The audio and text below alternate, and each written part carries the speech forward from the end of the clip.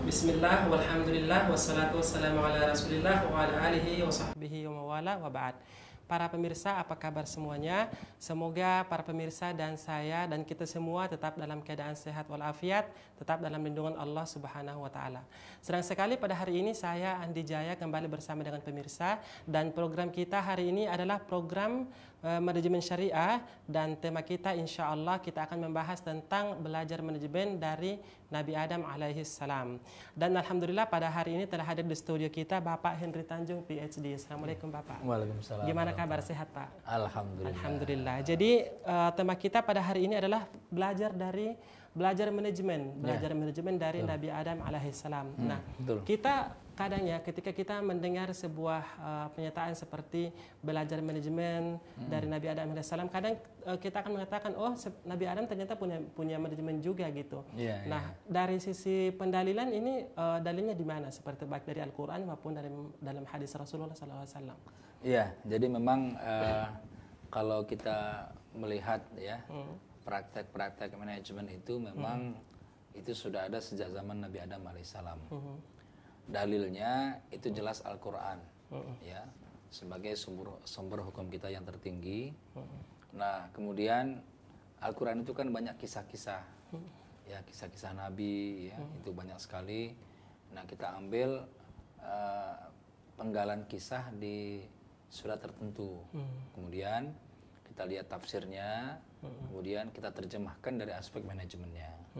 Ya, jadi dalam bahasa lain juga bisa disebut dengan tafsir ayat-ayat manajemen juga bisa, ya, atau manajemen syariah dalam praktek di zaman Nabi bisa, ya. Jadi ini yang kita soroti adalah di zaman Nabinya, ya, seperti apa praktek-praktek manajemen itu. Nah, khusus untuk Nabi Adam itu kita ambil dari surat Al-Maidah. Surah Al-Maidah, ya. Surah Al-Maidah ayat 27 sampai ayat 31. Ya. Nah, itu coba kita lihat ya, dan kita baca. Kita buka bersama-sama. Para Ya. pemirsa yang ingin bergabung bersama kami bisa membuka surah Al-Maidah, ya. Di surah Al-Maidah ayat 27 sampai ayat 31. Iya, betul. A'udzubillahi minasyaitonirrajim. Bismillahirrahmanirrahim. Watslu alaihim naba abna Adam. Ya. Jadi ceritakanlah kepada mereka, yaitu tentang cerita atau tentang berita anak-anak Nabi Adam. Ya. Nah, di sini dalam tafsirnya dijelaskan,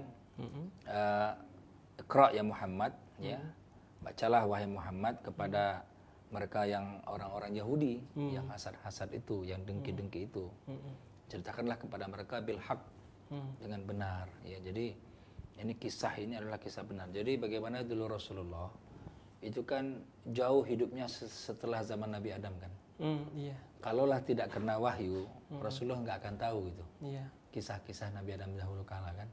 Nah, itulah salah satu daripada mukjizat Al-Quran. Dia menjelaskan peristiwa terdahulu, juga kemudian menjelaskan peristiwa yang akan datang. Ya, Al-Quran bicara di zaman Nabi Adam, zaman dahulu, ribuan tahun sebelum Rasulullah. Tahun yang silam. Juga membahas masa depan, ribuan tahun yang akan datang. Yang belum terjadi. Ya, juga membahas masalah bukan hanya hidup dunia, tapi juga hidup akhirat kita. Juga. Seperti apa? Ya. Nah, di sini ceritanya idqarraba qurbanan, ya. Jadi ketika mereka kedua anak Nabi Adam ini berkurban, ya, dengan suatu kurban, fatuqubila min ahadihima, maka diterimalah dari salah seorang di antara yang berkurban itu, walam yataqabbal minal akhar, dan tidak diterima dari yang lain. Ini terkait dengan kisah Qabil dan Habil, ya. Betul, ya. Jadi dalam tafsir Safatut Tafasir misalkan, ya, Imam Ali As-Sabuni mengatakan inilah cerita tentang Qabil dan Habil, ya. Qabil dan Habil, nah, gitu ya. Qabil dan Habil. Nah, ya, jadi ko-nya panjang, bil-nya panjang, ha-nya panjang, bil-nya panjang, ya. Nah, kenapa mereka kemudian berkurban? Nah, di sini dijelaskan, ya.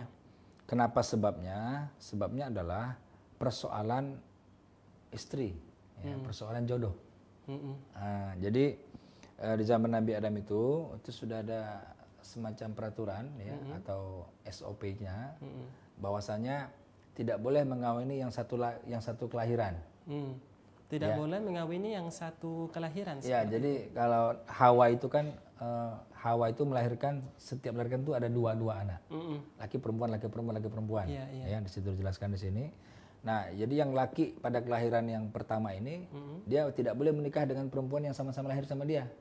Berarti Dia dua harus ini menikah langsung dengan- bersamaan lahir seperti Ya, kembar gitu. Dan tidak boleh menikah pada yang Tidak boleh menikah yang dengan dia. bersamaan lahir dengan dia. Dia harus menikah dengan silang, dengan yang Dengan di bawahnya. dengan perempuan yang lahir setelahnya. Nah, yang laki-laki juga begitu, yang perempuan juga lahir setelahnya. Nah, kebetulan Qabil dengan Habil itu kan kalau Habil itu yang lahir dengan dia itu cantik, ya. Nah, tidak begitu cantik. Kalau Qabil cantik itu. Nah, ya. Jadi dalam tafsir ini dijelaskan memang kenapa itu terjadi karena Qabil tidak mau menikah dengan saudara perempuannya Habil.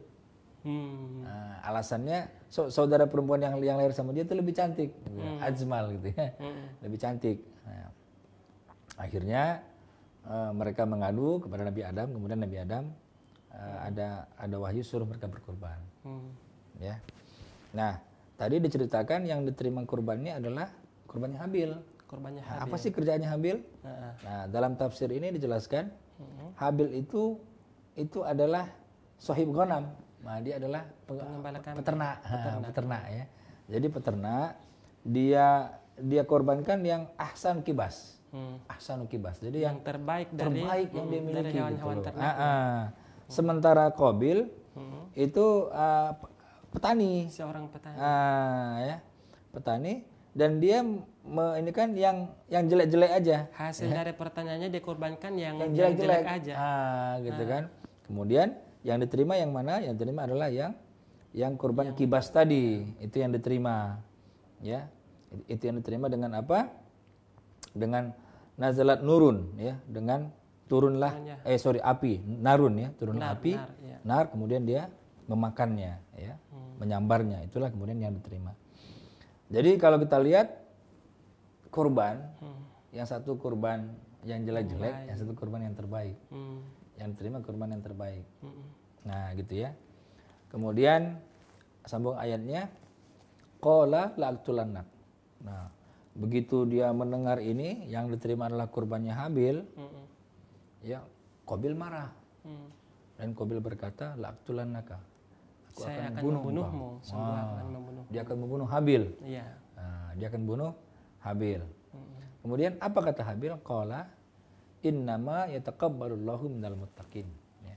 Sesungguhnya amal-amal yang diterima itu adalah amal dari orang-orang yang bertakwa. Ini masih yang terdapat pada ayat yang ke-27. Masih ayat 27 ini. Jadi ini cerita tentang bagaimana dua anak Nabi Adam itu ya bersengketa karena salah satunya tidak mau menerima jodohnya karena tidak cantik. Jadi memang masalah kecantikan perempuan itu dari zaman Nabi Adam ya. itu. Sudah menjadi ini. Menjadi perseteruan. Iya, betul. Perseteruan. Bahkan kemudian dia itu menjadi alasan untuk pembunuhan. Jadi alasan perempuan itu alasan untuk jadi pembunuhan. Ya. Nah, di sini dijelaskan Qabil mengancam Habil, "Wahai Habil, aku akan bunuh engkau." Qala la'aqtulannak. La'aqtulannak, ya. Itu aku akan bunuh engkau, ya. Itu kan taukid itu kan dalamnya kan. La'aqtulannak, aku akan bunuh engkau. Nah, kemudian Habil apa? Habil dia enggak menginikan ya, dia enggak meladeni lah istilahnya ya. Iya. Dia bilang innama taqabbalallahu minal muttaqin. Jadi kalau mau kita berkorban, berkorbanlah yang baik-baik ya. Jangan kemudian berkorban yang jelek-jelek. Nah, kemudian ada ayat yang ke-28. La in basatta ilayya yadaka. Ini Habil berkata kepada Qabil, seandainya engkau mengayunkan tanganmu ya untuk membunuhku gitu ya, litaktulani untuk membunuhku. Ma ana bibasitin yadiya ilaika liaktulaka. Ya, maka aku tidak akan mengentarkan untuk membalas. Tidak akan membalas. Padahal itu sudah jelas dia mau membunuh kan? Ya, tapi Habil tidak akan membalas. Apa alasannya?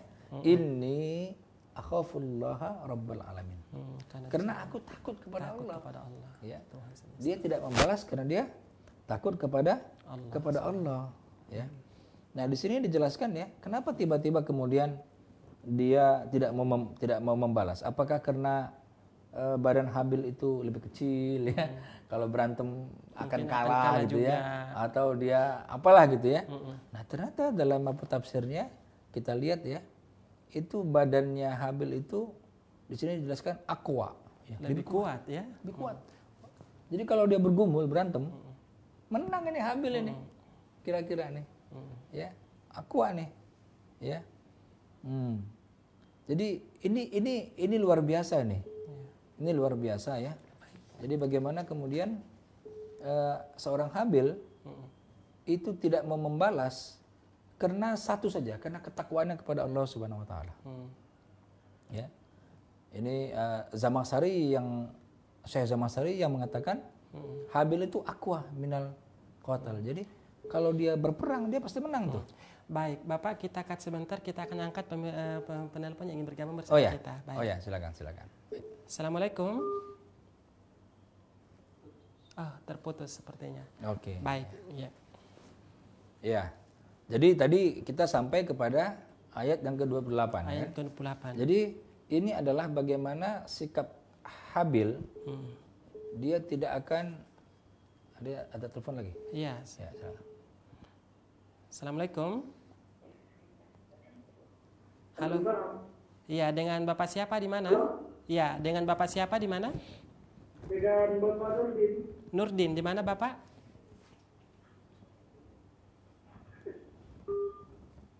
Oh, sepertinya terputus lagi ya. Terputus lagi. Baik, ya. Ya. Mungkin bisa dilanjutkan sedikit Pak, Ya. mengenai tafsir ayat ke-28. Iya, jadi tadi kita masih pada ayat yang ke-28 ya. Memang apa? Kejahatan itu memang tidak boleh dibalas sebenarnya dengan kejahatan yang serupa. Jadi bagaimana kemudian Habil dia tidak mau membalas, padahal dia mampu, dia lebih kuat gitu ya. Badannya pun lebih besar, tapi dia nggak mau membalas. Kenapa? Karena satu saja. Akhafullah Rabbal takut kepada Allah. Ini subhanallah. Ya, ketakwaan yang melekat betul dalam diri Habil. Sebuah pernyataan dari orang yang ketakwaannya sangat luar biasa. Betul. Karena bagi dia ya akhirat itu lebih penting, surga itu lebih penting. Ya, sehingga dia bilang, aku tidak akan melawan engkau bukan karena aku takut gitu ya. Bukan karena aku penakut sama ente nih kira-kira gitu. Tapi aku takut sama Allah Subhanahu Wa Taala. Kalau aku juga ingin membunuh engkau, maka aku juga termasuk orang berdosa gitu kan. Gitu. Nah, kemudian pada ayat yang ke-29 ini ya, sesungguhnya aku uridu an tabu abi ismi ya. Aku ingin supaya engkau kembali ya dengan dosa-dosaku wa ismika dan dosa-dosa engkau. Fatakuna min ashabin nar dan engkau menjadi penghuni api neraka. Wa dzalika jazaa'udz dzalimin, itulah balasan orang-orang yang zalim. Ya. Nah, jadi kalau kita lihat daripada ayat ini, sesungguhnya kalau kita membunuh seseorang itu, ya, maka dosa orang yang kita bunuh itu bisa kena ke kita itu, ya, karena antabua bi ismi dengan dosaku dan dosa engkau sendiri, ya, jadi dosa artinya dosa membunuh itulah, ya, jadi kalau kita bunuh orang kita kan jelas berdosa. Nah, jadi kalau kita membunuh orang kemudian orang itu mati, kita dipanggil sama Allah, maka dosa kita dua kan. Pertama dosa kita sebelum membunuh, sama dosa kita membunuh dia gitu. Nah, itulah. Jadi di ayat 29 ini jelas ya. Jelas saja orang yang membunuh itu fatakuna min ashabin nar. Ya. Mereka masuk ke dalam api neraka lah, masuk ke dalam api neraka, ya. Wa dzalika jazaa'ul dzalimin, itulah balasan orang-orang yang zalim. Nah, kemudian pada ayat yang ke-30 nih. Ya. Foto wa'ad lahu nafsuhu. Ya. Foto wa'ad lahu nafsuhu. Diikutin tuh hawa nafsunya. Baik, sepertinya ada penelpon yang ingin bergabung. Oh, terputus lagi sepertinya. Ya, mungkin pengaruh jaringan seperti itu ya. Ya. Baik, mungkin bisa dilanjutkan lagi Bapak? Ya, foto wa'ad lahu nafsuhu. Ya. Maka kemudian Qabil itu mengikuti hawa nafsunya. Ya. Qad selaahihi, untuk membunuh saudaranya Habil tadi, Habil. Ya. Faqatalahu, maka dia bunuhlah, ya, maka dia bunuhlah. Jadi kalau fatwa itu kan belum terjadi ya, diikuti hawa nafsunya. Kemudian faqatalahu, kemudian dia bunuh. Nah, diikuti hawa nafsunya, dia bunuh Habil. Fa asbaha minal khasirin, ya. Jadilah dia orang yang merugi. Ya, gitu ya. Jadilah dia orang yang merugi. Jadi ini kan apa ya, kalau sudah masuk setan ya dalam hati kita, itu dia buat indah saja itu. Dia bisik-bisik itu, oh jangan bunuh aja dia, gara-gara dia ente tidak bisa mengawani yang gadis cantik itu. Baik, Bapak, pembahasannya sangat menarik sekali. Kita akan teruskan lagi setelah jeda pariwara berikut, Bapak. Oke, ya. Baik, para pemirsa jangan kemana-mana, kami akan segera kembali.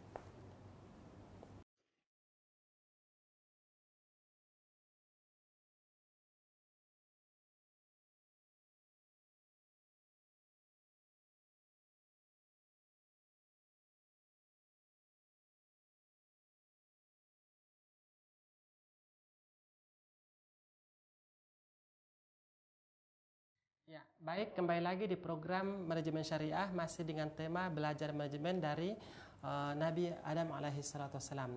Baik, Bapak, tadi kita udah membahas sedikit tentang sisi pendalilan ya, sisi pendalilan dari belajar manajemen dari Nabi Adam alaihi salam, dan kita sudah sampai di ayat yang ke-30. Iya. Ya. Iya, jadi kita teruskan ya para pemirsa di rumah sekalian yang berbahagia. Kita teruskan pada ayat 30 ini, Allah berfirman, fatawad lahu nafsuhu, maka kemudian Qabil itu memperturutkan hawa nafsunya. Kemudian apa hawa nafsunya? Qatla akhihi, untuk membunuh saudaranya Habil. Ya. Jadi dia memperturutkan hawa nafsunya untuk membunuh saudaranya Habil. Faqatalahu, maka kemudian dia bunuhlah itu. Ya. Jadi pembunuhan itu terjadi kalau kita lihat pada ayat ini karena dia memperturutkan hawa nafsunya. Ya. Fa asbaha minal khasirin, maka jadilah dia orang yang merugi. Ya. Nah, kalau kita lihat tafsirnya, para pemirsa sekalian yang berbahagia, di sini dijelaskan bahwasanya apa ya, dibuat indah nafsunya Qabil itu, ya, dan dibuat mudah oleh setan itu untuk membunuh. Jadi ada saja kemudahan untuk melakukan kemaksiatan itu. Ya, itu berarti sudah digoda setan. Ya. Jadi setan ini juga itu masuk mungkin ke bisa situ. menjadi pelajaran bahwa ketika kita berniat untuk melakukan suatu kemaksiatan, maka dengan mudah setan akan memberikan kemudahan untuk melalui jalan tersebut. Betul. Karena tadi kan nafsunya sudah jelas, aku akan bunuh engkau kan. Aku akan bunuh engkau. Nah, begitu itu ada niat begitu, masuk setan tuh. Masuk setan lagi untuk menghiasi dan memberikan kemudahan jalan. Memberikan kemudahan. Jadi diperindah gitu ya. Kemudian dan dibuat lebih mudah gitu loh. Dipermudah. Diperindah dan dipermudah untuk melakukan kemaksiatan itu. Bukan hanya diperindah saja, tetapi dipermudah juga jalan. Bahasanya begitu nih. Ya. Dipermudah. Nah, kemudian faqatalahu, maka dia membunuhlah itu ya. Nah, kemudian jadilah dia orang yang merugi ya. Nah, kemudian pada ayat 30-nya pada ayat 31-nya ya, fa ba'asallahu ghuraban. Maka kemudian Allah mengutus ya, ghuraban ini burung ya, sejenis burung, yabhasu fil ardi, yang dia kemudian menggali-gali tanah ya, untuk menguburkan sesuatu gitu ya. Kemudian liuriyahu, untuk memperlihatkan kepada Qabil kaifa, bagaimana yuwari sawata akhi, bagaimana mengubur mayat daripada saudaranya. Gitu ya. Jadi Allah mengirimkan ya untuk bagaimana syariat itu kubur ditanam gitu ya. Nah, jadi ini ay arsalallahu ghuraban ya. Allah menurunkan ya seorang itu ya, yang seekor burung tadi gagak, ya, untuk memperlihatkan ya bagaimana caranya menguburkan ya. Nah, kenapa? Karena ini kan pembunuhan pertama. Pembunuhan pertama di muka bumi. Betul, para pemirsa sekalian. Kejahatan pertama itu adalah pembunuhan ya. Sepertinya ada pemirsa yang telah bergabung bersama kita. Assalamualaikum.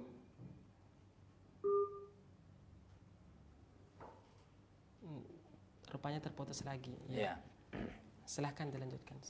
Iya, jadi ini pembunuhan pertama. Ya, para pemirsa sekalian, pembunuhan yang pertama terjadi di muka bumi ini. betul. Ya. Seperti itu. Assalamualaikum. Halo, assalamualaikum. Iya, assalamualaikum. Halo, Assalamualaikum. Waalaikumsalam warahmatullahi. Iya, dengan Bapak siapa di mana? Dengan Bapak Hidayat di Makassar. Dengan Bapak Hidayat di Makassar. Ya, silakan Bapak dengan pertanyaannya. Ini saya mau mempertanyakan masalah emosi, hawa nafsu, tentang sedikit dengan masalah dengan hadis. Ini pertanyaannya Pak, hukum Islam tentang mengendalikan amarah itu bagaimana Pak? Mohon pencerahannya. Jelas Pak. Makasih Pak. Iya, kurang jelas. Mohon bisa diulangi Bapak Hidayat, pertanyaannya bisa diulangi Pak? Mengendalikan marah saja. Halo ya. Iya. Ya, halo. Ya, proses mengendalikan nafsu amarah. Iya, mengendalikan Hukum amarah. Islam itu bagaimana Pak? Iya. Baik, iya. Baik Bapak, terima kasih Pak Hidayat telah bergabung bersama kami. Iya Pak. Ya. Terima kasih Pak. Ya. Ya, Assalamualaikum. Iya.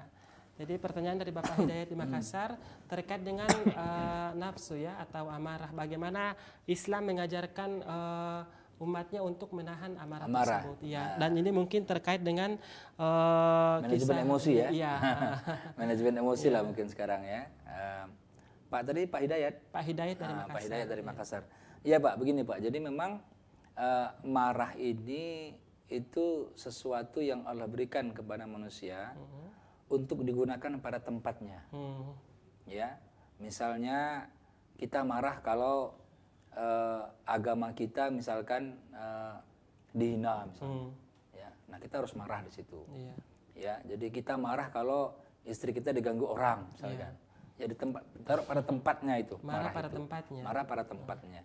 Tapi kalau marah karena hal-hal yang sepele, hal-hal yang biasa, masalah dunia biasa, itu yang masuk setan di situ. Ya, yang sering terjadi kan kalau marah sama orang kemudian akhirnya bertengkar, akhirnya berselisih gitu kan.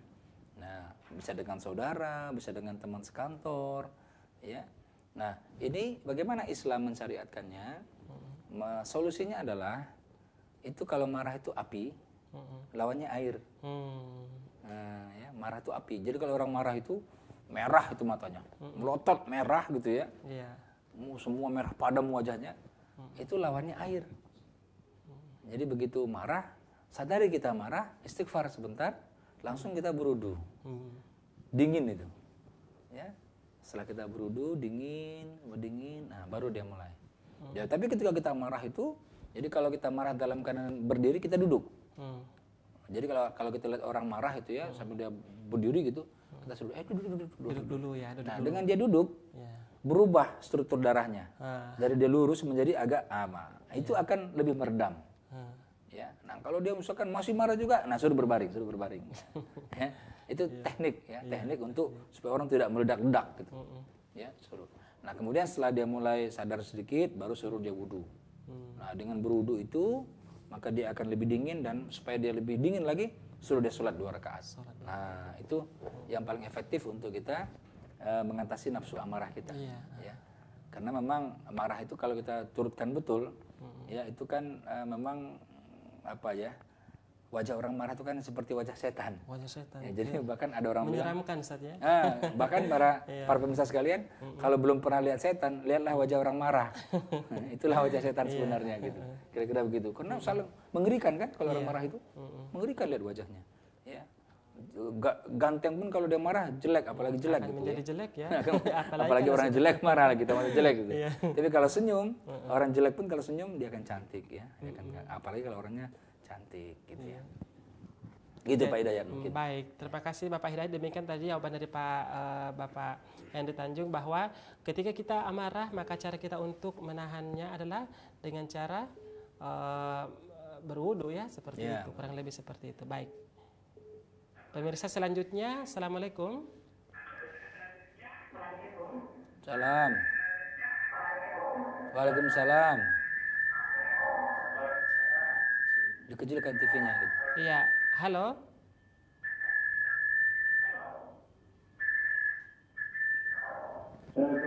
Waalaikumsalam warahmatullahi. Dengan Bapak siapa di mana? Maaf Bapak, boleh volume televisinya dikecilkan sedikit? Iya, waalaikumsalam warahmatullahi.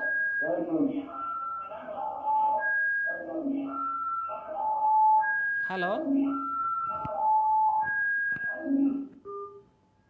Ya, terputus ya. Baik. Jadi seperti itu Satya, dan juga Bapak Hidayat dari Makassar, bahwa ketika kita marah maka salah satu yang bisa kita lakukan adalah dengan mengambil air wudhu ya, seperti itu. Dan mungkin secara teknis bisa pada saat kita lagi berdiri ya bisa kita duduk, kemudian kalau kita duduk kita bisa berbaring seperti itu. Ya. Halo, assalamualaikum. Waalaikumsalam. Halo. Waalaikumsalam warahmatullahi. Dengan Bapak siapa di mana? Waalaikumsalam warahmatullahi.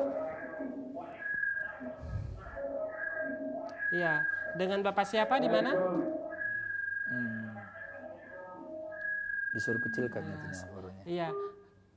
Iya, baik. Sepertinya terputus lagi ya. Baik. Assalamualaikum. Salam. Iya, assalamualaikum. Waalaikumsalam. Iya. Dengan baik, terputus lagi seperti itu. Baik. Ya, pemirsa selanjutnya, assalamualaikum. Assalamualaikum. Halo, assalamualaikum. Waalaikumsalam warahmatullahi. Dengan Ibu siapa di mana? Dengan Ibu Nur di Sulbar. Ibu Nur di Sulawesi Barat. Ya, silakan Ibu dengan pertanyaannya. Ya, assalamualaikum Ustaz. Waalaikumsalam. Warahmatullahi. Iya, Masya Allah kalau kita belajar dari kisah Habil dan Qabil ini, Iya. sepertinya kalau kita mau lihat hari ini, ya bahkan mungkin kita tidak bisa menemukan lagi sosok Habil ya, yang memiliki perangai yang sangat ya bagus, Iya. itu yang bisa kemudian apa namanya menangguhkan amarahnya untuk orang yang bahkan mau membunuhnya, tidak mau membalasnya. Betul, betul. Iya. Iya, betul, betul. Betul, betul. Ya, pertanyaannya Ustaz, Iya. kira-kira kalau kita mau apa namanya meneladani ya sosok Habil, kira-kira apa saja trik-triknya? Ya, ya, baik, baik. Jadi, kalau kita mau ya berbicara masalah manajemen amarah ini, kita mau bagaimana istilahnya, utama kita untuk bisa ya mengontrol ya emosi-emosi kita ya. Iya, betul. Amarah kita ketika kemudian ada orang yang mau ya dan mungkin susah mungkin kalau kita katakan membunuh kita, tetapi ya yang menggunting kita mungkin ya, Iya, betul, yang menceritakan kejadian kita atau bahkan yang memfitnah kita, ya terkadang ya emosi kita ya langsung naik atau bahkan kita mungkin balik ya marah terhadap Iya. Baik, baik Bu Nur. Itu saja pertanyaannya Ibu Nur. Iya, cukup ya. Iya, barangkali ya. iya baik. Terima kasih Bu Nur dari Sulawesi Barat yang telah bergabung bersama kami. Iya, baik. Iya. Bu Nur yang saya hormati ya. Memang ini sosok Habil ini sosok bukan sosok biasa ini. Iya. Ini bukan sosok orang biasa. Beliau adalah sosok orang yang bertakwa. Ya. Kenapa? Karena beliau tidak membalas. Ya, tidak membalas kejahatan saudaranya. Jadi kalau tadi Bu Nur bilang kita difitnah orang bagaimana? Jangan difitnah lagi dia. Ya, kita dicerita-ceritain orang bagaimana? Jangan cerita-ceritain lagi dia. Iya. Ya. jangan kita membalas. Alasannya sederhana, kenapa? Ini akhafullah rabbal alamin. Karena aku takut kepada Allah Subhanahu wa taala. Jadi bagi seorang Habil ini tidak ada satupun yang dia takuti di dunia ini. Ya. Yang dia siapapun hanya Allah saja. Allah saja yang ditakutin. Nah, ini adanya apa? Ini adalah sebenarnya predikat, ya, predikat untuk orang-orang yang bertakwa. Ya, untuk orang-orang yang bertakwa itu dalam Al-Qur'an banyak sekali ayat-ayat, nanti bisa dilihat ya. Disebutkan misalkan la khaufun alaihim wala hum yahzanun. Orang yang bertakwa itu dia tidak sedikit pun takut kepada siapapun. Dan mereka tidak bersedih hati. Nah, ya. Jadi ciri-ciri orang yang bertakwa itu dia tidak takut dan dia tidak sedih. Nah, itu ciri-ciri orang yang bertakwa. Artinya hidupnya penuh dengan optimis. Optimis apa? Optimis terhadap ampunan Allah Subhanahu wa taala. Optimis terhadap surga. Apapun yang kita lakukan di dunia ini ada ganjaran. Itu saja. Ya. Seperti ada orang yang mengakui adanya karma misalnya. Ya. Dia nggak berani menipu orang. Ya, karena apa? Karena dia meyakini dia akan ditipu. Kalaupun bukan dia yang ditipu, nanti anak dia ditipu gitu ya. Dia tidak akan mau memperkosa orang. Karena apa? Karena dia yakin sekali kalau nggak anaknya nanti diperkosa, ponakannya diperkosa begitu. Ya. Nah, ini adalah bagaimana kita meyakini bahwasanya ada balasan daripada Allah Subhanahu wa taala. Ada ganjaran, ya, ada reward, ada ujrah daripada Allah Subhanahu wa taala.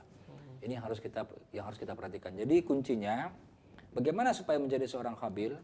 Maka kita harus mendekatkan diri kepada Allah Subhanahu wa taala. Bagaimana caranya? Dengan kurban. Ya, qarraba, ya, mendekatkan diri dengan apa? Dengan kurban. Apa kurban kita? Kita kurbankanlah yang terbaik yang kita miliki. Ya. Kita punya kemampuan keilmuan, ya, misalnya Allah berikan kita gelar S1 apa S2 apa S3. Kita gunakan kemampuan itu untuk mendidik masyarakat. Ya, untuk mengajari umat. Ini merupakan kita korbankan yang terbaik yang kita miliki. Atau misalkan kita orang kaya, kita punya banyak harta, ya. Nah, kita korbankan harta itu untuk kepentingan umat. Kita wakaf, kita infak, kita sedekah, ya. Nah, begitu semuanya. Jadi, apapun yang kita miliki itu kita korbankan. Untuk apa? Untuk kita dekat kepada Allah. Ya. Seorang model Abdurrahman bin Auf, kekayaannya berapa luar biasa, tetapi ketika ada untuk perang misalnya, berinfak, dia nggak mikir-mikir berinfak gitu. Hartanya berinfak. Nah, itulah orang yang tipikal orang yang bertakwa. Jadi yang dia miliki, yang terbaik yang dia miliki itu yang dia serahkan, itu yang dikorbankan, ya. Jadi untuk apa? Untuk satu, supaya dia qarib, ya, supaya dia dekat kepada Allah Subhanahu wa taala. Ya. Qarraba, kurbanan, itu bahasanya di sini. Qarraba, kurbanan, ya. Mereka mengorbankan untuk dekat kepada Allah Subhanahu wa taala. Jadi kalau sisi pelajaran manajemennya, korban itu ada 3 sebenarnya. Yang paling sering, pertama adalah korban waktu. Jadi kalau kita bekerja, ya, di perusahaan, di organisasi, di apapun, itu biasanya kita korban waktu. Ya, kadang-kadang kita harus pulang, kita lembur, karena tugas pekerjaan, ya. Karena kita lembur, jadi anak-anak kita keambil haknya di rumah, karena kita harus kerja di kantor, padahal harusnya buat anak-anak kita. Korban waktu. Yang kedua, korban tenaga, nah, gitu ya. Jadi tenaga kita yang harusnya kita jam 5 sore pulang, kita lembur sampai malam, ya. Tenaga kita terkuras, ya. Itu juga termasuk korban di dalam kita bekerja. Yang ketiga, korban uang atau materi, ya. Kadang-kadang dari kantong kita sendiri keluar uang, ya. Itu jangan kita hitung, ya. Kita ikhlaskan aja semuanya karena Allah Subhanahu wa taala. Dalam rangka untuk mendekatkan diri kepada untuk Allah dekat. Tujuannya untuk apa? Untuk kita dekat kepada Allah Subhanahu wa taala, ya. Yang keempat, korban perasaan. Ini yang paling berat ini sebenarnya. Dan ini mungkin salah satu poin dari pertanyaan Ibu Nur tadi dari Sulawesi Barat, bahwa bagaimana kita ketika kita misalnya ada orang yang menggunjing kita atau mencibir kita dari belakang seperti itu. Kita kalahkan perasaan kita tuh. Itu kan korban perasaan itu. Itu korban yang paling tinggi. Ketika Rasulullah hijrah ke Taif, ya. Itu kan ceritanya masyhur sekali. Beliau dilempari, ya, sampai kotor. Pulang itu sampai lemas sekali, berteduh di bawah pohon, ya, sampai kemudian malaikat menawarkan bagaimana kalau aku balikkan bumi itu, ya. Kata-kata Rasulullah, jangan, ya, mereka umatku, mereka tidak tahu saja. Ya, jadi bagaimana kita lihat perasaan Rasulullah itu dikorbankan. Nah, itu jadi ciri-ciri orang yang bertakwa begitu. Jadi bagaimana dia mengorbankan perasaannya, tidak mengikuti. Nah gitu ya. Kalau fatwa adalah nafsu, kalau dia ikuti nafsunya, celaka dia. Ya, tapi tidak diikuti. Nah, Iya, baik. Mungkin demikian jawabannya buat Ibu Nur. Baik, penelpon selanjutnya. Assalamualaikum. Ya, penelpon selanjutnya yang telah bergabung. Assalamualaikum.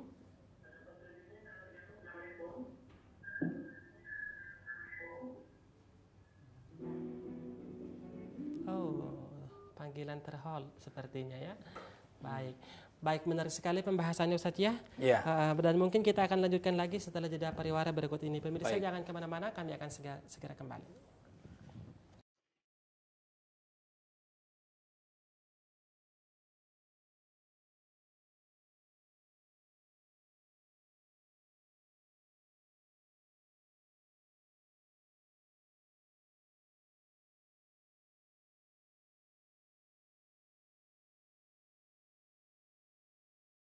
Ya, pemirsa kembali lagi di program Manajemen Syariah masih dengan tema belajar manajemen dari Nabi Adam alaihi salatu wassalam. Baik, nah kembali nih Pak ya, masalah di surah Al-Maidah tadi masih di ayat yang 30. Mungkin boleh dilanjutkan sedikit pembahasannya Pak. Iya, jadi memang ini pada ayat yang terakhir ini ya, itu adalah cerita tentang bagaimana Allah mengutuskan burung itu untuk kemudian memperlihatkan kepada Qabil bagaimana cara mengubur mayat gitu ya. Ya jadi memang inilah kemudian makanya syariat Islam sampai hari ini orang meninggal itu dikubur, bukan dibakar, bukan dibuang ke laut, ya atau ditaruh di pohon gitu ya, atau digantung di mana tidak, tapi dikuburkan. Ya. Jadi ada itu dasarnya. Al-Maidah ayat 31 ya. Nah ini bermakna bahwasanya alam ini sebenarnya bisa jadi guru kita kalau kita mau belajar. Jadi kalau dalam pepatah itu kan alam terkembang jadi guru. Ya, jadi makanya banyak orang yang yang senang merantau ya. Kita kan disuruh untuk berjalan di muka bumi kan. Fasyiru fil ardi ya. Famsu, maksudnya berjalan di muka bumi itu apa? Untuk kita melihat bagaimana kaum-kaum sebelumnya. Bagaimana alam itu Allah ciptakan, bagaimana semua kejadian-kejadian. Itu untuk apa? Untuk menambah keimanan kita sebenarnya. Ya kan? Untuk jadinya pelajaran kepada kita semua. Subhanallah, Allah ciptakan seperti ini, ya. Nah, kita melihat keindahan alam yang luar biasa misalkan. Subhanallah, seperti ini gitu ya. Atau kita lihat kaum yang hancur ya karena dia zalim misalkan, oh ya Allah seperti ini gitu ya. Nah, itu adalah apa? Pada ayat yang ke-31 ini itu kita bisa belajar dari mana saja ya. Nah, jadi kembali kepada topik kita manajemen syariah. Ya, pelajaran manajemen apa yang bisa kita ambil dari Nabi Adam alaihissalam ini? Jadi cerita anak-anak Nabi Adam ya sebenarnya, bukan Nabi Adamnya, tapi anak-anak Nabi Adamnya ini. Pertama adalah tadi itu saya sudah bahas di awal, kita harus ikhlas dalam kita berkorban ya. Korban itu ada 4 macam ya, korban waktu, korban tenaga, korban materi, dan korban perasaan yang paling tinggi. Kemudian yang kedua, kita harus mengalah untuk menang. Nah, ini jadi sebuah strategi ya. Strategi manajemen itu mengalah untuk bukan untuk kalah, tapi mengalah untuk menang. Ya. Jadi para pemirsa sekalian kita lihat bagaimana Qabil itu dia mengalah, dia tidak mau melawan. Itu apa? Untuk dia menang. Menang apa? Menang dia masuk surga. Ya. Tapi Qabil, nah dia masuk neraka. Nah, ya. Kenapa? Dia kalah berarti. Nah, gitu ya. Jadi strategi mengalah untuk menang ini hari ini sudah orang terjemahkan ke dalam bahasa manajemen modern. Ya, misalnya ada buku mundur selangkah untuk maju 1000 langkah, gitu ya. Ya, seolah-olah dia kan mengalah dia, tapi untuk dia menang, gitu ya. Nah, kalau dulu kita lihat misalkan Rasulullah hijrah ke Madinah itu kan seperti tiarap gitu ya. Dari Mekah ditekan, diintimidasi, diembargo, siksa segala macam. Hijrah ke Madinah untuk bikin kekuatan. Susun kekuatan di situ, tiarap dia. Ya, mengalah dia. Lari dia dari Mekah bukan karena dia tidak mau, dia untuk mengalah. Tapi setelah dia yakin akan ada kemenangan setelah itu dia serbu lagi Mekah, itulah Futuh Mekah. Ya, itulah Futuh Mekah, jatuhnya Mekah tanpa satu darah pun tertumpah. Nah, ini kekuatan muncul. Ya, dari apa? Strateginya mengalah dulu untuk menang nantinya. Nah, gitu ya. Jadi kita pun seperti itu ya. Jadi kita nggak ada istilahnya, nggak ada gunanya kita ngotot-ngototan. Iya. Ya. Pertegang urat leher itu nggak ada gunanya kita. Ya. Jadi nggak apa-apa kita tuh mengalah, tapi kita untuk menang nantinya. Iya, ini sangat pelajaran yang sangat berharga sekali, bahwa tidak selamanya pada waktu itu kita harus menang ya. Tidak selama. Iya, kita nggak mesti ngotot waktu itu kita menang. Boleh jadi ada beberapa kondisi yang kita boleh mengalah pada waktu itu untuk mendapatkan kemenangan yang lebih besar. Yang akan datang. Nah itu dia intinya. Ya, intinya di situ. Jadi seolah-olah kan kalah itu. Iya. Menyingkir, kabur dari tempat, soalnya kan kalah. Bukan berarti bahwa kita mengalah kita kalah, Ustaz, ya. Kita susun kekuatan di sana. Iya. Membangun strategi untuk kita bisa menang. Iya. Ya. Nah, itu yang kedua. Yang ketiga, kita dilarang membalas kejahatan dengan kejahatan serupa. Nah, itu nggak boleh. Itu istilahnya apa? Balas dendam. Ya. Itu nggak ada itu dalam ceritanya dalam kamus Islam itu. Ya. Kalau kita lihat film-film India kan, itu kan isinya balas dendam kan, ini balas dendam terus gitu. Nah, itu nggak ada dalam Islam, nggak ada. Ya, kenapa? Tadi itu ya, jadi Habil mau dibunuh pun dia tidak melawan untuk membunuh, padahal dia lebih kuat, dia lebih ini. Gitu ya. Jadi balas dendam ini tidak boleh ada. Ya, jadi akan banyak sering itu ya. Orang kalau dulu diperlakukan secara semena-mena, maka ketika dia sudah menjabat, dia juga secara semena-mena gitu ya. Ya, misalnya saja dulu dia mahasiswa ya, nyusun skripsi susah sama dosennya ya. Tahu-tahu dia jadi dosen. Ketika jadi dosen lebih gitu juga dibuatnya sama mahasiswanya gitu ya. Jadi nyusun skripsinya susah sama dia kan. Nah, itu jangan sampai terjadi karena yang tidak boleh kita balas dendam yaitu Al-Maidah ayat 28 ya. Kemudian yang keempat tadi ya, kita harus dapat mengendalikan hawa nafsu, khususnya pada pimpinan, pada pemimpin. Pemimpinnya harus bisa mengendalikan hawa nafsu. Hawa nafsu amarah tuh harus bisa dikendalikan. Iya, karena Rasul bilang itu, la takdob. Jangan marah. Ya. Apalagi bagi seorang pemimpin karena dia membawahi orang banyak Iya. itu. Coba lah pikirkan, kita kerja di kantor tiap hari pemimpin marah terus. Iya. Kira-kira kita betah nggak? Gimana jadi mau betah ya seperti itu? Nggak akan betah. Paling sebulan dia mau kabur, Pak. Saya ngundurin diri, Pak, gitu kan. Atau saya mau berhenti. Karena tidak ada orang yang tahan untuk dimarah-marahi terus. Ya. Jadi itulah makanya kita harus perlu. Dan di antara orang yang bertakwa itu kan itu. Ya, Ali Imran misalkan, surat Ali Imran 133 misalkan. Itu kan begitu ya. Walladzina kadziminal ghaidh, ya kan? Orang yang menahan marah. Ya, wal kadziminal ghaidh wal afina 'anil nas. Orang yang cepat memaafkan. Itu orang yang bertakwa di situ. Ya kan? Jadi orang yang menahan amarahnya dan cepat memaafkan. Nah, ini berat ini. Ya. Kita dihina orang, kita dimaki orang, kita tahan marahnya, kita maafkan dia. Oh, berat itu. Ya, kita pinginnya kita balas. Ya kan? Nah, itulah sifat manusia, pingin dibalas ya. Tapi dalam Islam tidak. Orang yang bertakwa itu tidak, ya. Itu orang yang bisa menahan amarahnya, ya. Wal kadziminal ghaidh wal afina 'anil nas. Dan dia adalah cepat sekali maafnya, ya. Secepat air mengalir, ya. Cepat sekali dia memaafkan orang, ya. Meskipun dia sudah dizalimi, sudah disakiti dan sebagainya. Nah, begitu, ya. Nah, jadi itu yang keempat pelajaran manajemennya tadi. Ya, yang terakhir tadi itu, ya. Experience is the best teacher. Nah, itulah pelajaran pengalaman adalah guru yang terbaik. Ya? Bukan harus pengalaman sendiri. Pengalaman orang lain pun kita bisa ambil. Nah, kan ada orang yang sombong kan gitu. Iya. Sombong, itu kan dia, bukan saya gitu kan. Dia pengen ngalamin sendiri gitu. Kan nggak perlu. Iya. Ya, nggak perlu. Istilah pepatahnya, belajarlah dari orang-orang yang sudah makan garam ya. Nah, itu ya kan harusnya kan begitu. Iya. Jadi karena alam ini semuanya jadi guru kita. Iya. Ya. Hatta tadi bagaimana burung itu ya kan mengajarkan untuk apa kan? Bahkan di dalam tafsirnya dijelaskan ketika itu jasadnya Habil itu ditinggalkan oleh Habil. Ya, kenapa? Walam yadri kaifa itu ya. Karena dia nggak tahu gimana caranya menguburkannya. Ya, hatta ra'al ghurab. Sampai dia melihat seekor burung yang diutus oleh Allah Subhanahu wa taala ya. Jadi bayangkan pembunuhan pertama nggak tahu mau diapain kan? Dibiarin aja itu. Sampai datang kemudian syariat Islam, dikubur ternyata gitu ya. Karena kita dari tanah dan kembali ke tanah. Jadi itulah kalau kita lihat ada 5 pelajaran manajemen ya terkait dengan manajemen syariah. Ada 5 pelajaran manajemen tadi. Pertama, kita ikhlas dalam berkorban. Kemudian tadi yang kedua, kita harus menggunakan strategi mengalah untuk menang.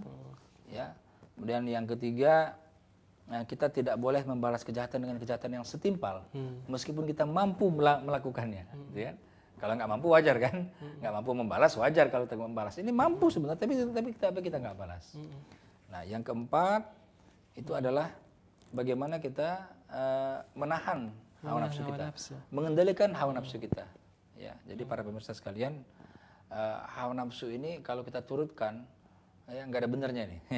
Ini terus kendalikan, bukan kita matikan, kita kendalikan. Ya, hawa nafsu kita kontrol dia. Yang terakhir, alam terkembang ini bisa menjadi guru. Jadi kita bisa belajar dari mana saja. Ya, kadang-kadang orang-orang yang bela diri ya, itu ada jurus apa itu? Jurus hewan-hewan ya, jurus ini, jurus itu gitu kan. Karena mereka belajar dari hewan-hewan itu gitu ya. Itu contoh saja. Jadi bagaimana kita lihat dalam 5 ayat ini, yang kita bisa ambil 5 pelajaran manajemen yang insya Allah berguna bagi kita. Ini kalau ini kita buat bukunya, itu bisa berpuluh-puluh buku ini. Jadi orang nulis buku strategi mengalah untuk menang aja bukunya cukup tebal.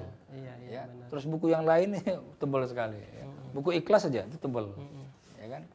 Nah, jadi itulah yang bisa kita bahas ya pada pertemuan kali ini, para pemirsa sekalian. Mudah-mudahan nanti bisa diambil manfaatnya. Ya. Mungkin begitu? Iya. Jadi mungkin kita bisa review sedikit bahwa banyak ya dari sisi manajemen syariahnya ketika kita membahas tentang Nabi Adam, khususnya yang apa yang terjadi dengan anak-anak Nabi Adam alaihissalam. Pertama tadi kita sebutkan bahwa kita harus ikhlas untuk berkorban. Dan ini bisa kita lihat pada bagaimana keikhlasan Habil ya. Habil berkorban mengorbankan hewan ternaknya yang terbaik dari apa yang dimiliki. Sebaliknya dengan apa yang dilakukan oleh Qabil yang mengorbankan hasil pertaniannya, justru mengorbankan dari hasil yang terburuk, mungkin yang sudah membusuk seperti itu ya.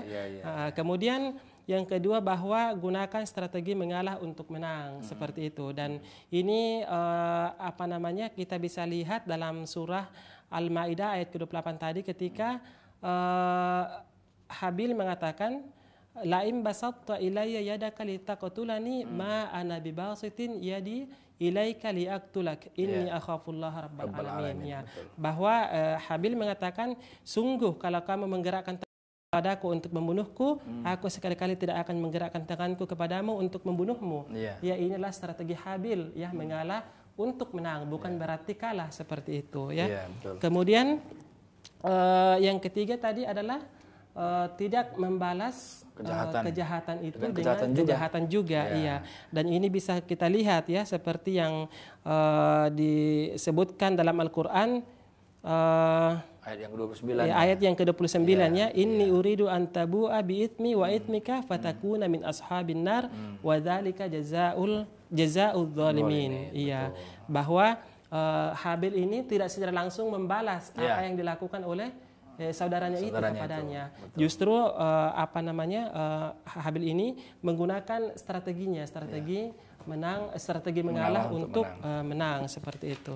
Kemudian pentingnya pengendalian hawa nafsu. Ya, betul-betul ya, karena hawa nafsu itu ketika kita perturutkan maka akan sangat terjadi banyak kemungkaran atau kemaksiatan yang akan muncul setelahnya ketika hawa nafsu itu kita perturutkan. Dan yang terakhir adalah belajar dari mana saja, dan ini bisa kita lihat pada ayat yang ke-31 ya. Ketika Allah mengutus seekor burung gagak untuk mengajari Qabil bagaimana seharusnya menguburkan saudaranya, karena ketika terjadi kemaksiatan ini Qabil tidak mengetahui bagaimana caranya dia harus menguburkan saudaranya itu yang telah ia bunuh. Karena ini yang pertama. Karena ini pembunuhan pertama. Iya, ini pembunuhan yang pertama di muka bumi. Iya, di muka bumi. Kemudian Qabil tidak mengetahui apa yang seharusnya ia lakukan ya untuk saudaranya itu, maka Allah mengutus seekor burung gagak yang kemudian memperlihatkan kepada Qabil bagaimana cara menguburkan mayat. Dan ini salah satu pelajaran yang bisa diambil adalah bahwa kita bisa belajar dari mana saja. Dari mana saja, Bukan berarti harus dengan di satu sisi saja, tetapi banyak hal yang bisa kita pelajari seperti itu. Dan ini mungkin sebelum saya lupa, ini satu penggal saja daripada kisah Nabi Adam. Al-Quran itu banyak sekali kisah-kisah Nabi Adam yang lain ya. Ada dalam surat Al-Baqarah, dalam surat yang lain. Kita bisa gali lagi aspek-aspek manajemen yang lain. Ya, ini hanya contoh saja. Ya, bagaimana kemudian ini bisa kita ambil ke dalam ibrah manajemen pada hari ini. Iya, baik Bapak. Sebelum kita tutup, ini ada pertanyaan dari Mbak Aisyah di Lampung, Pak. Ya, Assalamualaikum. Saya mau bertanya, apakah Qabil akan bertanggung jawab sampai hari kiamat jika ada pembunuhan? Jadi misalnya terjadi pembunuhan pada hari ini, apakah Qabil ini akan bertanggung jawab sampai di hari kiamat? Enggak, itu enggak ada diwariskan itu ya. Enggak ada dia nanggung, enggak. Dia kan tadi pada ayat yang 29 itu kan gitu ya. Inni uridu an tabu bi ismi wa ismika, ya. Nah, bi ismi itu apa? Dosa kena membunuh Habil tadi, ya. Wa ismika, dan dosa engkau sendiri gitu. Jadi ini dosanya memang betul-betul pada orang yang melakukan, ya. Tidak kemudian kalau ada pembunuhan dia jika jadi terjadi pembunuhan karena mungkin ini sering kita dengar ya di kalangan masyarakat umum kita seperti itu. Kadang juga saya mendengar seperti itu bahwa pembunuhan yang terjadi zaman sekarang itu tanggung jawab sepenuhnya oleh Qabil. Seolah-olah karena mengajari gitu ya. Iya, tapi tidak seperti itu ya. Fama ya'mal mithqala dzarratin khairan yarah wa ma ya'mal mithqala dzarratin syarran yarah. Barang siapa yang mengerjakan suatu kebaikan walaupun sebesar biji zarrah ya, sebesar biji zarrah, dan zarrah ini ketika kita lihat tafsirannya kurang lebih diartikan seperti atom. Atom adalah unsur yang terkecil, partikel terkecil ya. Maksudnya apapun kebaikan yang kita lakukan walaupun sangat kecil, maka niscaya kita akan melihatnya. Dan sebaliknya, wa ma ya'mal mithqala syarratin syarran yarah. Dan barang siapa yang melakukan suatu keburukan walaupun sebesar biji zarrah juga, sekecil atom, maka niscaya dia akan mempertanggungjawabnya juga, akan melihat hasilnya. Jadi seperti itu ya Mbak Aisyah dari Lampung, bahwa bukan merupakan tanggung jawab Qabil. Iya, seperti itu. Baik, pembahasannya Ustaz sangat menarik sekali, namun sayang sekali waktu kita sangat terbatas ya, seperti itu. Baik, para pemirsa, insya Allah program manajemen syariah ini akan tayang setiap hari Selasa pukul 10.30 waktu Indonesia Barat. Dan jangan lupa ya, dicatat, ya disimpan dalam memori bahwa program manajemen syariah ini insya Allah akan tetap tayang, dan konsepnya adalah dialog interaktif. Para pemirsa bisa bergabung bersama kami yang memiliki pertanyaan seputar manajemen syariah, bisa bergabung di line interaktif kami. Insya Allah manajemen syariah sekali lagi tayang setiap hari Selasa pukul 10.30 waktu Indonesia Barat. Ya, sayang sekali waktu kita sangat terbatas. Saya Andi Jaya. Dan untuk minggu depan kita akan kaji manajemen Nabi Nuh. Manajemen Nabi Nuh ya. Baik, menarik sekali ya, insya Allah. Para pemirsa, itu ya bocoran dari narasumber kita Bapak Hendy Tanjung, bahwa insya Allah pekan depan kita akan membahas Nabi Nuh. Kalau ngomongin masalah Nabi Nuh Pak ya, saya teringat dengan kapalnya Nabi Nuh. Iya, pemirsa, sayang sekali dalam interaktif kita sudah tutup ya, waktu kita sudah habis. Saya Andi Jaya beserta Bapak Hendy Tanjung mohon undur diri, dan atas nama seluruh kru yang bekerja pada hari ini mengucapkan terima kasih yang sebesar-besarnya atas partisipasinya telah bergabung bersama kami. Subhanakallahumma bihamdik asyhadu an la ilaha illa anta astaghfiruka wa atubu ilaik. Wassalamualaikum warahmatullahi wabarakatuh. Waalaikumsalam warahmatullahi